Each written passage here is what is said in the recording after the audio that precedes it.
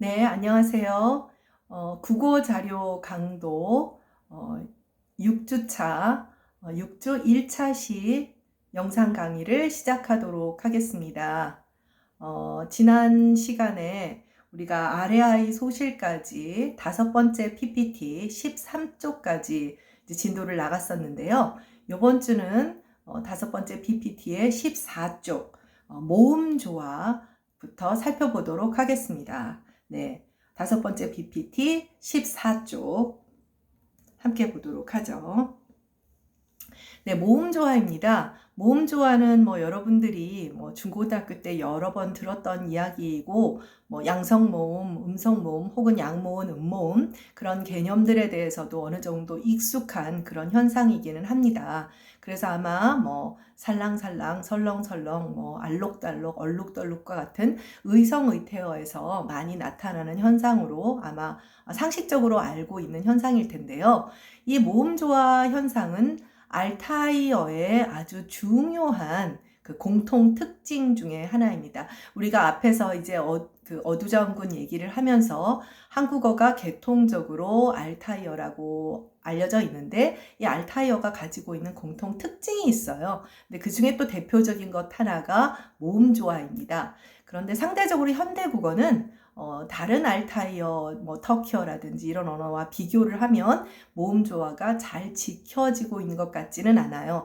그 이유는 이제 중세국어와 우리가 이제 공부하게 되는 훈민정음 창제 시기의 모음 조화를 확인해 보면 상대적으로 모음 조화가 현대국어에도 있습니다만은 많이 이제 그 어떤 그 규칙성이 약화된 것을 확인할 수 있어요. 그러니까 15세기 훈민정음 창제 당시에는 모음 조화가 좀 더 철저히 지켜졌다는 것을 우리가 이제 문헌을 통해서 확인할 수 있게 됩니다. 네, 그리고 왜 이러면 이제 모음 조화가 현대 국어로 오면서 몇백 년 사이에 약화되게 되었느냐, 또 그 동기를 떠나서 그런 변화 과정은 무엇으로 인해서 이제 더 가속화되게 되었나 이런 것을 확인할 수 있게 되는데 지난 시간에 우리가 아레아의 소실에 대해서 아레아라고 하는 문자가 나타내는 음소가 소실하게 되었잖아요. 그래서 이 아레아라고 하는 문자가 나타내는 음소의 소실이 모음 조화를 가속화시키는데 결정적인 역할을 한 것으로 보입니다. 네, 그래서 14쪽 모음 조화. 네, 그래서 음소로서의 잠깐만요. 선생님이 노안이 와서 PPT 화면이 좀 작으니까 잘 안 보이네요. 네. 음소로서 그 아레아의 소실은 여러 가지 모음 체계상의 이제 변화를 이끌어내게 됩니다. 이게 당연하잖아요. 우리가 어떤 조직 안에서 한 부서를 드러내건 한 사람이 나가건 그러면 예를 들면 우리가 구조 조정을 해서 어떤 한 사람을 내보내요. 그러면 한 사람이 나간 것으로 끝나는 것이 아니라 여러 가지 업무 부담이나 이런 것들을 다른 사람이 나눠 갖게 되거나 혹은 어떤 사람이 이제 몰빵으로 받게 되거나 이런 어떤 구조상의 체계상의 변화가 생기잖아요. 소리의 체계도 음소 체계도 마찬가지입니다. 그러니까 그 문자 하나가 사라진 차원이 아니라 그 문자가 나타내는 음소가 사라진 거잖아요. 후설 저모음이 하나 사라지게 됨으로써 상대적으로 모음 체계상의 여러 가지 큰 변화들이 일어나게 됩니다. 이게 이제 구조주의에 입각해서 보면 체계상의 압력이 이제 나타나게 되는 거죠. 네, 그래서 14쪽 한번 다시 봐주시면 모음 조화의 균형을 흔드는 중요한 원인이 결국 아레아의 소실, 즉 내가 편의상 아레아라고 하는 것이고 문자의 소실을 넘어서는 음소의 소실이라는 것을 항상 기억하고 있길 바래요. 모음 조화는 알타이의 공통 특징 가운데 중요한 지표로서 한국어의 알타이 개통설을 뒷받침하는 중요한 속성입니다만은 현대 국어는 그 위력이 없다는 이야기를 이미 했죠. 모음조화 붕괴의 직접적 원인을 제공하는 변화는 아레아의 첫 번째 그 소실입니다. 그러니까 아레아는 단계적으로 이제 소실되게 되는데, 그러니까 어떤 친구는 이제 여러분 선배들 중에 왜 소실이라는 말을 쓰느냐, 상실이 낫지 않느냐, 그렇게 봐도 돼요. 근데 이제 어떤 용어라고 하는 것은 사실 소실이란 말은 좀 일상적인 용어는 아니죠. 어쨌든 사라진다는 뜻입니다. 네. 그래서 첫 번째 1단계의 소실이 있고 2단계의 소실이 있어요. 1, 2단계의 소실은 시대적인 차이도 있습니다. 그래서 1단계의 소실은 상대적으로 더 앞선 시기에 2단계 소실은 이제 그 18세기 이후에 등장을 하게 됩니다. 네, 그래서 1단계 소실은 자, 비어두 위치. 비어두 위치는 뭐라고 했죠? 단어의 첫머리가 아닌 제2음절 이하. 그러니까 제2음절, 제3음절, 제4음절. 그러니까 비어두 위치에서 아레아가 먼저 소실하게 되는데 소실이 이렇게 완전히 사라지는 것이 아니라 아레아를 가지고 있었던 단어나 형태소들이 비어두의 아레아를 가지고 있었던 단어나 형태소들의 경우 아레아가 의로 바뀌게 돼요. 의로 바뀜으로써 아레아는 사라지게 되는 거죠. 그래서 1단계 변화는 아레아가 의로 변하고 어두위치가 아닌 비어두위치예요. 그리고 이 변화는 이제 여러분들 그 책에 보면 책을 한번 같이 볼까요? 네.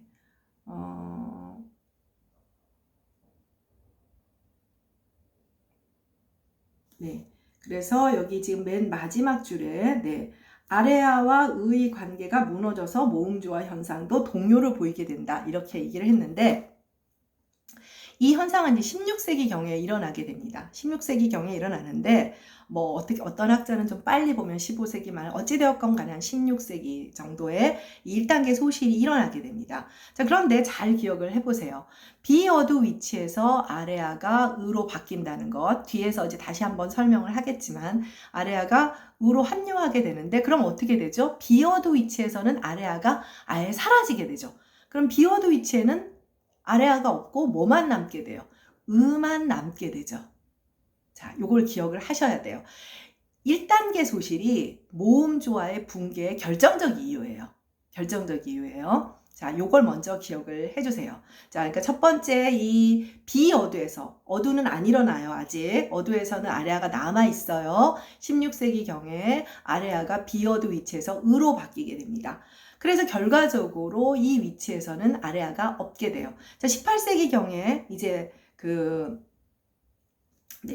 이제 아레아가 다시 큰 아로 이제 바뀌게 돼요. 큰 아로 바뀌게 되는데 이제 우리가 알고 있는 일반적인 아로 바뀌게 되죠. 그러면 어떻게 되냐면 이제 완전히 어두 위치에서 2단계 소실에서 어두 위치에서 아레아가 사라지니까 18세기 무렵에 되면 이제 아레아는 완전히 사라지게 되는 거죠. 자, 일단 1단계 소실에 대한 이야기를 먼저 하게 되면 세 번째 단락.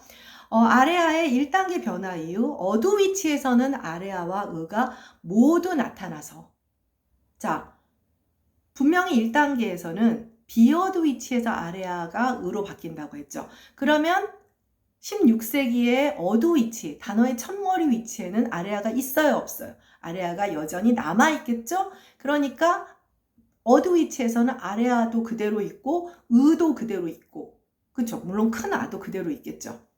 자, 여러분 근데 잠깐 생각해보면 아레아는 양모음이었죠. 의는 음모음이죠. 그렇죠? 자, 그러면 비어두 위치는 지금 어떻게 됐을까요? 양모음 대 음모음의 대립이 가능해요? 불가능해요? 불가능해지죠. 왜? 비어두 위치에서는 아레아가 의로 변했잖아요. 합류해버렸잖아요. 아레아가 소실해버렸죠. 그러면 비어두 위치에는 아레아도 없고 의만 떨렁, 음모음, 의만 하나 남아있게 되는 거예요. 그러면 비어두 위치에서는 음성모음, 의의 짝인 양성모음이 없으니까 요 음모음과 관련되는 모음조화는 깨지게 되는 거죠. 무슨 말인지 이해하겠죠? 그러나 이 시기에 1단계 소실의 시기에 어두에서는 그런 변화가 일어나지 않아요. 어두에는 여전히 아레아도 있고 이 아레아의 음모음 짝인 의와 대립체계를 가지고 있는 거죠. 그러니까 어두에서는 모음조화가 아레아와 의의 대립이 이루어지고 비어두에서는 모음조화가 깨지는 거예요. 그러니까 어쨌든 이게 어떻게 되겠습니까? 부분적으로나마 모음조화를 흔들어 버리게 되는 것이죠. 그래서 모음조화 붕괴의 첫 번째 단추는 아주 큰 역할을 하는 것은 아레아의 1단계 변화예요. 상대적으로 18세기에 나타나는 아레아의 2단계 변화, 즉 큰 아로 바뀌는 것은 모음조화에 큰 영향을 줬을까요? 주지 않았을까요? 두 개 다 양모음이죠. 그래서 물론 2단계 변화 때문에 아레아가 큰 아, 이제 우리가 알고 있는 일반적인 아로 바뀜으로써 아레아의 완전한 소실을 이끄는 데는 결정적인 역할을 했지만 모음조화 붕괴와 관련되는 더 결정적 역할은 1단계 소실이라는 것을 기억을 하면 됩니다. 네, 그래서 거기 빨간색으로 써놨죠. 대립관계의 상실로, 비어드 위치의 대립관계 상실로 은은 비어드 위치에서의 중립성을 가지게 돼버려요. 중립성을 갖게 되죠. 얘는 양모음도 음모음도 대립을 안 가지게 되면 중모음이 되는 거예요. 네, 이러한 모음조화의 약화는 아래아의 소실로 결정적인 결정타를 맞게 1단계 소실입니다. 다음 페이지로 가볼게요. 네, 여기 이중모음 체계로 가기 전에 여러분들이 혼란스러울까봐 다시 책 부분을 보면 체계상 아주 단순하게 말했어요. 16페이지 끝에서 셋째 줄. 네. 엄격하게 지켜졌는데 대립관계였던 아와 의 관계가 무너져서 모음조화 현상도 동요를 보이게 되었다. 네. 그래서 그렇게만 기억을 하면 되고 2단계 변화의 아래아가 큰 아로 바뀌는 것은 혹시 까먹은 친구들을 위해서 보면 그 13쪽에 18세기에 변화가 있다라는 이야기를 하고 있죠. 그 기억을 하길 바랍니다. 그러니까 2단계 소실은 모음조화의 결정타를 주지는 않아요. 이 음소 자체의 완벽한 소실을 이끌어내는 것이고 모음조화의 결정타를 주는 것은 1단계 소실이에요. 그래서 결과적으로 비어드의 은은 중립성을 갖게 된다. 왜냐하면 짝이 없으면 중립성을 갖게 되는 거예요. 네. 그래서 이제 이중모음 체계로 넘어가도록 하겠습니다. 15쪽입니다. 이 이중모음 체계도 정말 그 15세기 국어의 아주 특징 중에 하나지요. 그래서 교재 16쪽을 보면 여러분들 우리가 그 훈민정음의 모음 기본자가 11자잖아요. 11자죠. 아래야, 의, 아야, 어요, 오요, 우유. 근데 야, 여, 요, 유가 이중모음인데 기본자 속에 들어가 있어요. 와, 워, 뭐 이런 것들은 들어가 있지 않거든요. 그러니까 현대 국어에서 우리가 모음 체계를 분류할 때는 단순 모음, 뭐 이에, 의어와 우오, 그 다음 이중모음, 야여, 요요, 와워 이런데 훈민정음의 체계에서는 굉장히 독특하죠. 평순계 이중모음인 그 야여, 요유가 기본 모음에 이제 들어가 있는데 이제 이런 것들이 사실은 이제 현대적인 관점에서 보면 이제 해석하기 어려운 부분들이 조금 있는 겁니다. 독특하죠. 일단 우리가 알고 있는 현대국어의 이중모음과는 상당히 다른 속성을 또 보이고 있는데요. 교재 16쪽에 끝에서 두 번째 단락 이중모음으로는 야여, 요유, 와워와 같은 반모음이 앞서는 이중모음뿐만 아니라 자 평순계 본모음 야여, 요유와 그 다음 원순계 반모음 와워 이런 것들뿐 아니라 반모음이 뒤에 놓이는 이중모음들이 존재해요. 네, 현대국어와는 다르죠. 여기 보면 뭐 오이, 우이 이런 것들이 있죠. 물론 뭐 중고등학교 때 배워서 좀 알겠지만 자 이런 아이들이 이제 반모음이 앞에 오는 것은 상향 이중모음, 반모음이 뒤에 오는 것은 이제 하향 이중모음이라고 합니다. 네, 그래서 PPT 15쪽을 함께 보도록 하겠습니다. 네, 학생들이 좀 어려워하는 부분이기도 해서 조금 천천히 설명을 할게요. 이중모음 체계는 훈민정음 창제 당시의 이중모음 체계는 현대국어의 이중모음 체계와 아주 차이가 있었어요. 특히 하향 혹은 하강 이중모음 계열의 존재인데요. 하향, 하강 이중모음은 반모음이 뒤에 오는 거예요. 반면에 현대국어의 뭐 야여, 요요, 와워처럼 반모음 뭐 W나 뭐 요드가 앞에 오는 반모음이 앞에 오는 이중모음은 이제 상향 혹은 상승 이중모음이라고 하죠. 후기 중세국어 시기에는 평순 반모음 계열, 그러니까 J인데 이걸 편의상 요드라고 많이 부릅니다. 계열의 상향 이중모음과 그 다음에 또 역시 평순 반모음이 뒤따르는 하향 이중모음이 있어요. 그러니까 평순 반모음이 뒤따르는 하향 이중모음이 현대국어에도 있기는 해요. 의 하나만 있죠. 뭐 할 때 의 하나만 있고요. 그 다음에 원순 반모음 계열의 상향 이중모음이 있었어요. 원순 반모음이 뒤따르는 하향 이중모음은 지금까지 연구된 바에 의하면 국어의 역사에는 없었던 것으로 통시적으로는 없었던 것으로 현재까지는 보고 있어요. 그래서 이기문 선생님이 국어사 개설 1998년 국어사 개설에서 제시하고 있는 후기 중세 국어의 이중모음 체계는 평순 반모음 계열의 하향 이중모음, 평순 반모음 계열의 상향 이중모음, 그다음 원순 반모음 계열의 상향 이중모음. 네, 그렇게 이제 예를 들면 지금 상향이중모음은 여러분 다 아는 요게 지금 그 IPAU 앞에서 나왔었는데, 이제 그러니까 뭐라죠? 꽃갈콘이처럼 된 게 이제 아레아 발음이죠. 후설저모음. 이제 공부한 친구들은 기억하겠지만, 그래서 꽃갈콘처럼 된 것은 이제 아레아에 대한 IPA 음성 기호입니다. 야, 여, 요, 유, 그다음 유, 이, 이런 것들이 있어요. 그 다음 와워위. 네, 반면에 하향이중모음이 딱 보이죠. 그러니까 이거는 여러분들 하향이중모음을 어떻게 발음해야 되냐라고 하는 것은 복잡하게 생각할 것은 없고요. 의를 생각하면 돼요. 의. 그러니까 의는 아니죠. 의는 아니고 의 이렇게 되죠.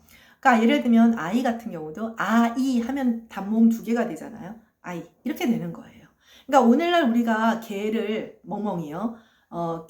단모음으로 발음하죠. 그건 현대국어에서는 단모음으로 발음하는 개죠. 근데 중세국어 사람들은 가이 이렇게 발음하는 거예요. 네, 가이 이렇게 발음하는 거죠. 그러니까 우리가 현대국어에서 어이아이가 헷갈리는 이유는 뭐냐면 후기 중세국어 당시에 훈민정음이 창제되던 당시의 발음은 현대와는 전혀 달랐던 거죠.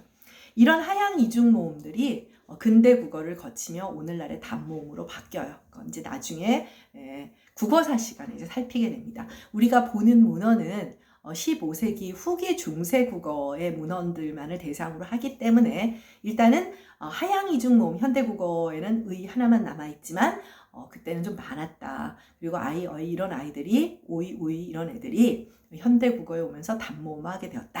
그렇게만 기억을 하고 있으면 됩니다. 네, 다음 페이지로 가도록 하겠습니다. 이중모음 책에서 기억해야 할 것은 하향 이중모음, 평순계 하향 이중모음이 있었다라는 것을 기억해야 합니다.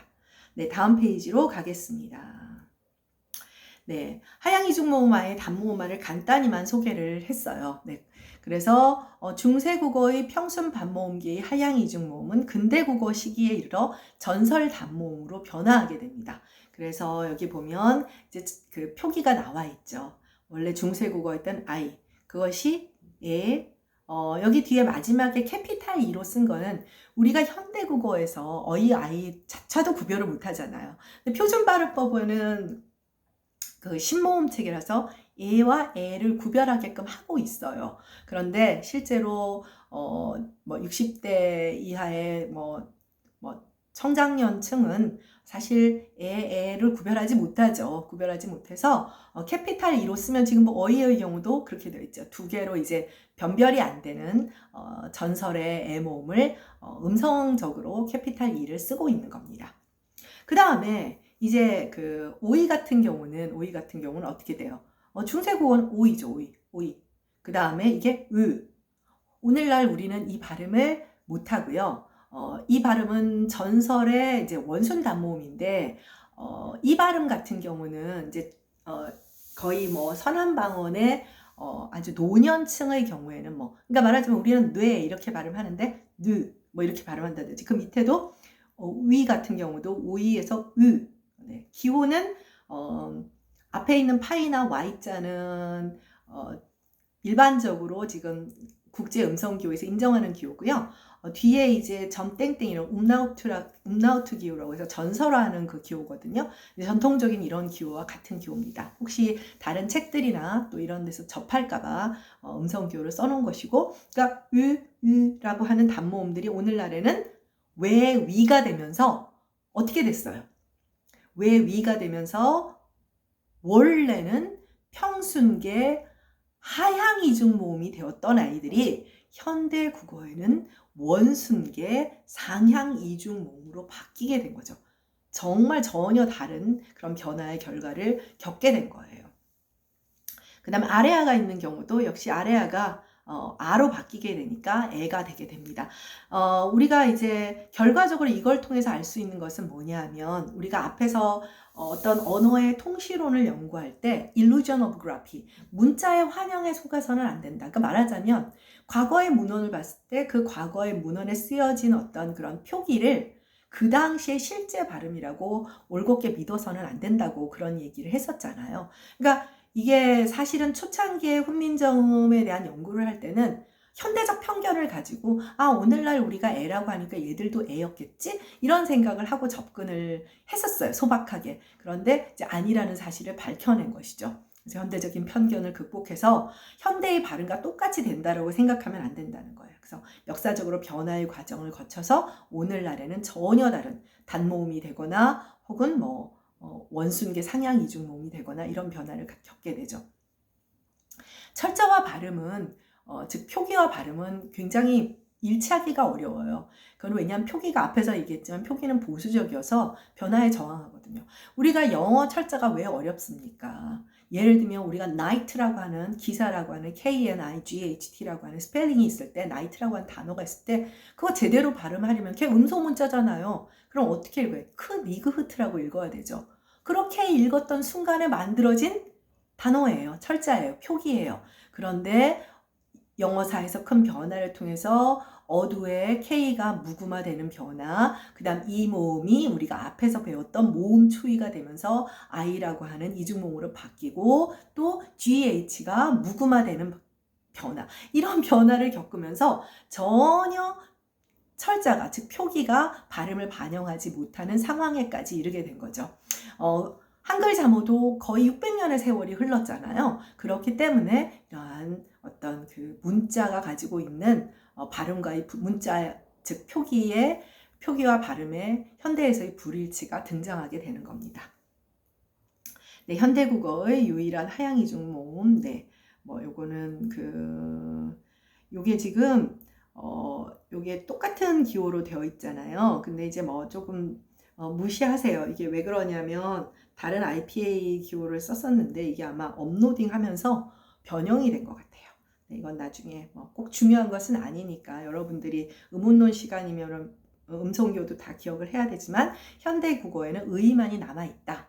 그래서 지금 구조적 압력을 받고 있다. 그 정도로만 기억을 하면 됩니다. 왜냐하면 여러분들 관형격 조사 같은 경우는 나의 살던, 잘 안 하죠. 나의 살던 표준 발음법에서 애로 발음하는 것을 인정하고 있고요.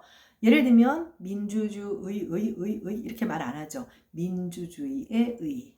네, 이렇게 발음하죠. 그래서 사실은 하향 이중모음이 하나밖에 안 남아서 얘가 발음하기가 우리가 불편한 거예요.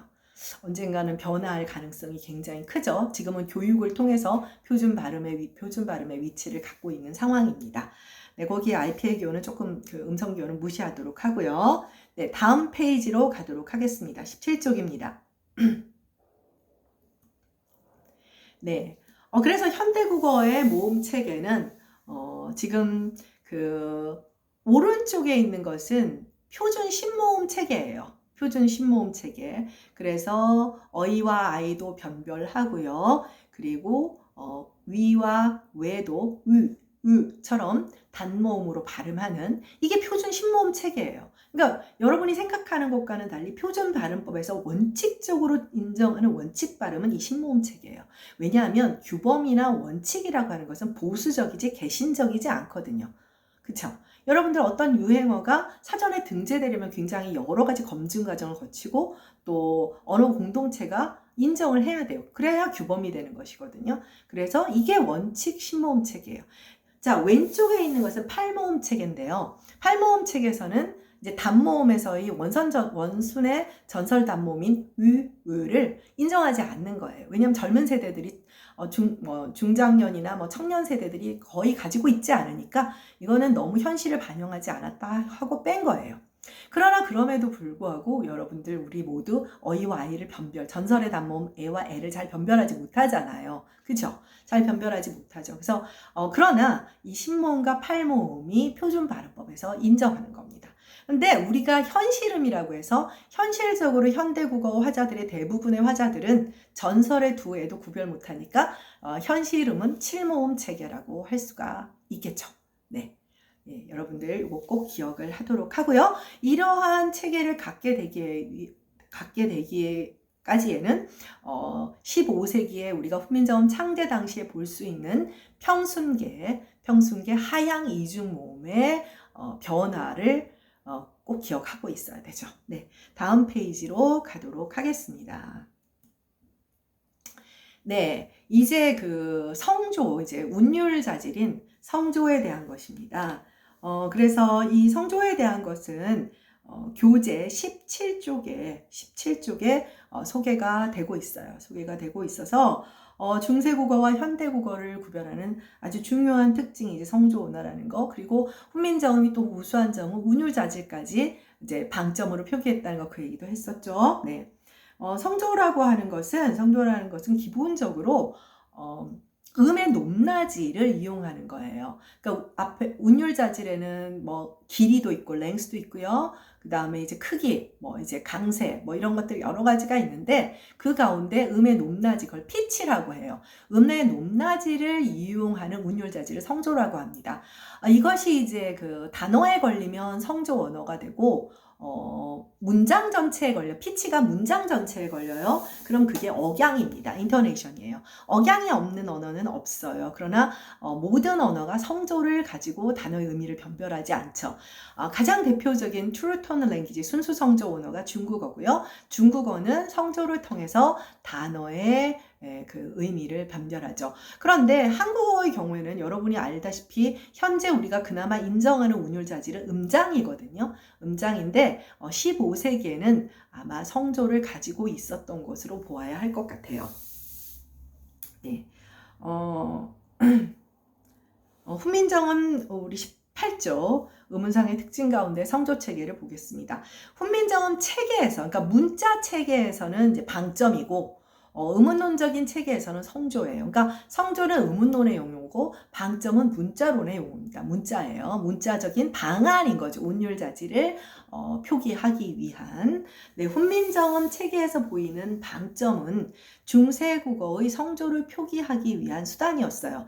그러니까 성조를 표기하기 위해 방점을 만든 것은 중국의 성운학의 영향이 어느 정도 있었던 것 같기는 해요. 그래서 초기에는 원래 성조가 없었는데 중국 성운학의 그 틀을 너무 수용하려고 하다 보니까 이게 그 방점이란 걸 만들지 않았느냐, 뭐 이런 이야기도 있었습니다만은 이제 우리가 한국전쟁 이후 전방위의 이제 방언조사를 거치면서 이제 현대 국어에도 성조가 남아 있다는 것을 알게 되었어요. 그러니까 백도대간을 기준으로 해서 동쪽 방언들, 그러니까 뭐 함경도 방언, 강원도 방언, 경상도 방언은 성조를 가지고 있거든요. 그래서 현대에도 성조를 갖고 있다는 사실을 통해서 중세 국어도 성조를 갖고 있었을 가능성이 크다는 걸 인정하게 되었죠. 그래서 이게 방점이 그냥 뭐 단순한 그런 표기의 그 트릭은 아니다라는 것을 지금 학계에서는 인정을 하고 있습니다. 성조는 이제 그 특히 우리가 이제 표준어를 정할 때 중요하게 생각하는 이제 중부방언을 중심으로 한 서쪽 방언에서는 거의 16세기 이후 사라지기 시작했어요. 16세기 이후 사라지게 된 것을 어떻게 알 수 있냐면 방점의 표기가 아주 엉망진창입니다. 표기의 문란함이다. 문란하다고 하니까 참 굉장히 이렇게 용어가, 요즘 쓰이는 용어가 좀 다른데 쓰였는데, 표기상의 문란이라고도 얘기를 해요. 그러니까 뭐 그 책을 편찬하는 사람이 찍고 싶은 대로 막 찍는 거예요. 그러니까 이건 무슨 얘기냐면, 이미 이제 예를 들면 우리가 현대국어에서 어이아이 어릴 때 굉장히 헷갈리잖아요. 이게 이미 발음이 사라졌다. 그 음소가 이제 뭐 함유되었건 사라졌건 그것을 말하는 것처럼 방점 표기가 굉장히 16세기를 넘어가면서 엉망진창 문란해지기 시작해요. 그러니까 성조는 이미 중세국어, 후기 중세국어 시기에는 사라지기 시작했다고 보고 있습니다. 이제 서쪽 방언을 중심으로 해서. 네. 그래서 우리가 아까 봤던 18쪽 계속 성운학의 그 사성체계라고 하는 게 있어요. 그래서 평성, 상성, 거성, 입성이라고 해서 사성체계의 영향을 받은 것은 사실이지만 국어의 성조체계를 무시하고 그대로 수용한 것은 아닌 것 같아요. 그 가운데 물론 입성은 조금 수상합니다. 그래서 나중에 이제 입성에 대해서 국어사 시간에 또 다시 배우겠지만 여기서는 크게 고민할 필요는 없고요. 국어의 성조체계는 사성체계는 아니었던 것 같아요. 입성은 약간 인위적인 그런 속성을 갖고 있는 것으로 좀 보입니다. 약간 끼워 맞추려고 한 것 같은. 네. 그 다음에 뭐 문자체계가 운율 자질을 표기에 반영한 대단히 특별한 경우다. 세계 문자사에 이런 경우는 없거든요. 네. 그 다음 흥미로운 사실은 방점이라는 용어가 요즘 언론 기사들을 보면 뭐 뻑하면 방점을 찍는다, 방점을 찍는다. 이 방점은 뭐냐면 격방자예요. 그러니까 언론에서 많이 쓰는 그 방점이라는 표현은 이제 뭐 밑줄 짜게 그냥 의미인 것 같습니다만은, 재미있는 것은 훈민정음 해례에서 성조 표기에 대해서 점을 찍는 방식을 가점이라고 해서 더할 가짜를 써서 가점이라고 얘기했지, 방점이라는 표현이 용어가 나타난 적은 없어요. 그래서 용어가 원래부터 사용된 것은 아니고, 훈민정음 해례에서는 음절의 높낮이 자질인 피치인 성조를 나타내기 위해 글자 왼쪽에 점을 더한다. 그것을 가점이라고 했어요. 가점. 여기 맨 끝에 줄을 보면 좌가 1점, 왼쪽에 가한다, 1점을 더한다. 이렇게 해서 가점이라고 우리가 보통 말을 하거든요. 방점이라는 표현은 최세진의 훈몽자회, 훈몽자회의 이제 훈몽자회라는 책도 나중에 설명을 하겠지만, 훈몽자회는 가르칠훈 깨칠몽 글자자 모을 회자예요. 거기서 3360자의 한자들이 이제 포함된 천자문 비슷한 겁니다.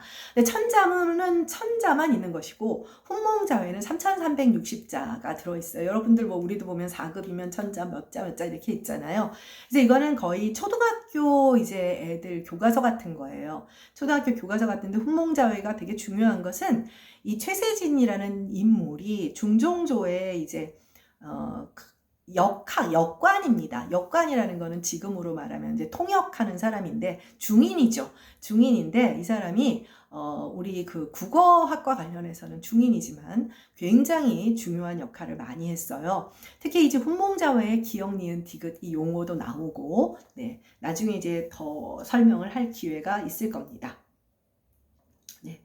훈민정음 본문과 합자에서는 단지 좌가 1점이라는 그런 용어만을 사용하고 있었죠. 잠깐만요.